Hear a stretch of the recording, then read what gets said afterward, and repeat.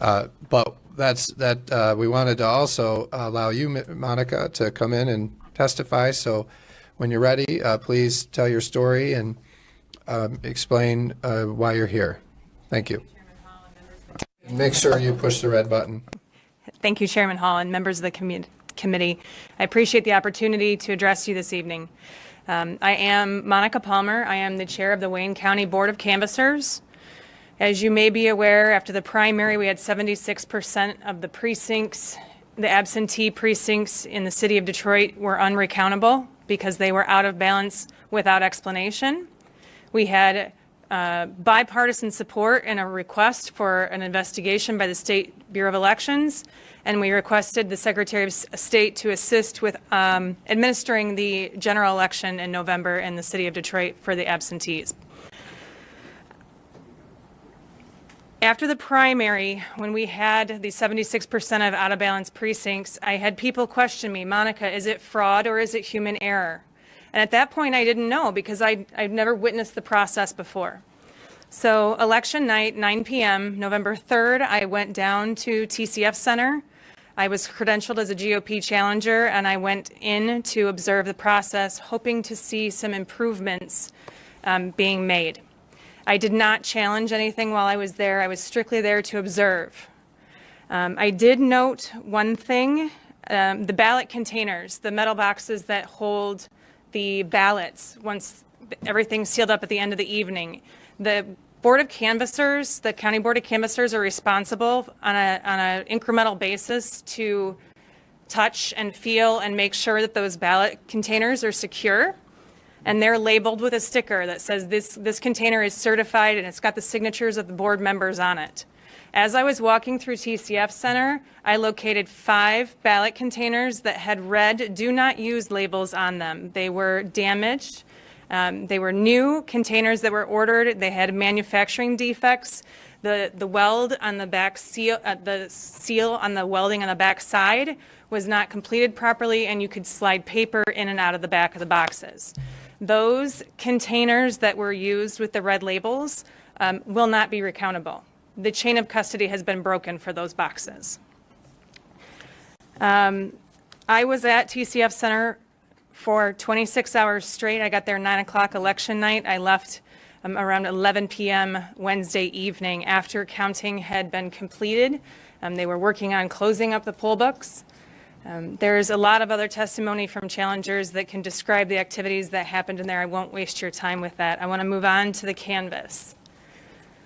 We had gone through the initial canvass of about 20% of the absentee counting boards and realized that the number of voters in the poll book, so people cast, did not match the number on the tabulator tape, ballots cast.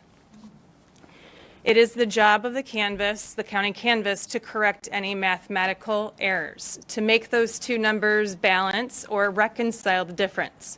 The good news here is that the batches of ballots that may have been scanned multiple times, the job of the canvass is to catch that mathematical error and correct it. So if you have 100 voters, 100 ballots that were issued, and there's 300 ballots that were tabulated, you count the ballots in the box, it should match the ballots that were issued, 100, 100. You retabulate them, and that's corrected. Things you cannot catch in the ballot, in the canvass. You cannot catch date stamps on envelopes. You cannot catch the validity of a voter, whether they're dead or not. You cannot catch signature verification. Those are things we do not look at within the canvass. Just a little point of reference to help you manage through the details you're hearing. An observation for TCF Center. In the primary, we had workers, poll workers working long hours. There appeared to be a change in the general election where there were shifts of employees. And I believe that was a positive change. It was good to see. So you didn't have people very, very, very tired trying to close these boxes out. What I did notice on the night shift, election night, 9 p.m. to 5 a.m. the next morning, There were 134 counting boards. They had 5 workers at each table and supervisors throughout. The majority of that shift, those workers were not processing ballots. They were sitting idle. So as you're looking forward to legislation and concerns about, do we need more time to process these ballots? The time is not involved in actually going through the ballots or scanning them through the tabulators. It's the adjudication process. And the adjudication process is a screen. If there's a ballot that the machine can't read, humans have to view that ballot on a screen and make a determination. That process is the bottleneck in the timeline that it took to get through processing the absentee ballots in Detroit. So as you move forward with potential legislation, maybe look at some funding sources to get the right amount of equipment to help them get through that. Back to the canvas and the numbers not matching. 20% into processing the absentee ballots, we realized we had a large portion that did not match. And it's standard procedure to contact the clerk when you have that happen to ask if they have any envelopes that may not be scanned, if they have anything stuck in an auxiliary bin, ask them for a corrected list if possible. We did not get corrected statement of voters, so people cast, until 13 days after the election. It was the afternoon, the day before certification, when a large black tote was brought into the canvas containing multiple precincts' new voter lists. Some of those voter lists managed to make the balances work out.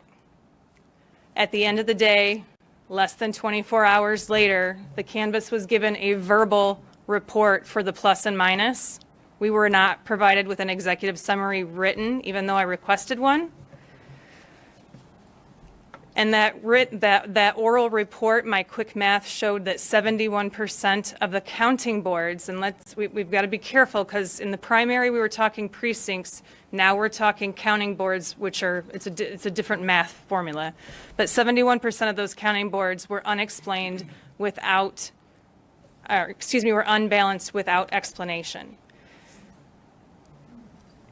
Having less than 24 hours to get corrected voter lists and going through 134 counting boards to make those differences is not a lot of time.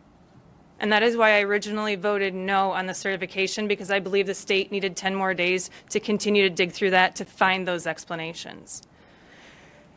As you continue to move forward through legislation,